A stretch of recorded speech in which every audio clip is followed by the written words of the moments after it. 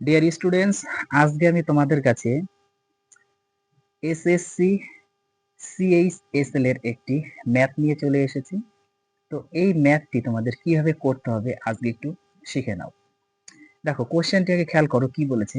বলেছে if x plus y plus z equal to 16 এবং x y plus y z plus z x equal to 75 যদি হয়, বলছে what is the value of x square plus y square plus z square. তার মানে কি, আমাদের এই মানটা দেওয়া আছে 16, এই মানটা দেওয়া আছে 75।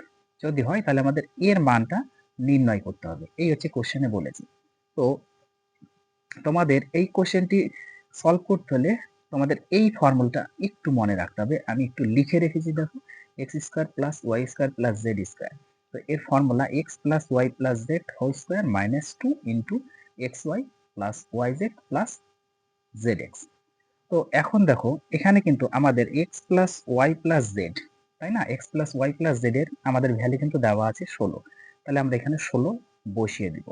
তার উপর স্কয়ার আছে, স্কয়ারটা করে দাও, মাইনাস 2 ইন্টু এর ভ্যালু কিন্তু আমাদের দেওয়া আছে, এর ভ্যালু হচ্ছে আমাদের 75, 75। তাহলে আমরা বসিয়ে দিলাম। ক্লিয়ার? এখন 16 যদি আমরা স্কয়ার করি কত আসে, 256, তাই না, 256 আসে, মাইনাস 75 দুগুণা 150। তো এখন 256 থেকে যদি আমরা 150 মাইনাস করে দিই তাহলে কত পাচ্ছি আমরা, 106। তাহলে 106 হচ্ছে কিন্তু এই অঙ্কটি তোমাদের সঠিক অ্যান্সার। তার মানে অপশন নাম্বার 1 হচ্ছে তোমাদের সঠিক অ্যান্সার।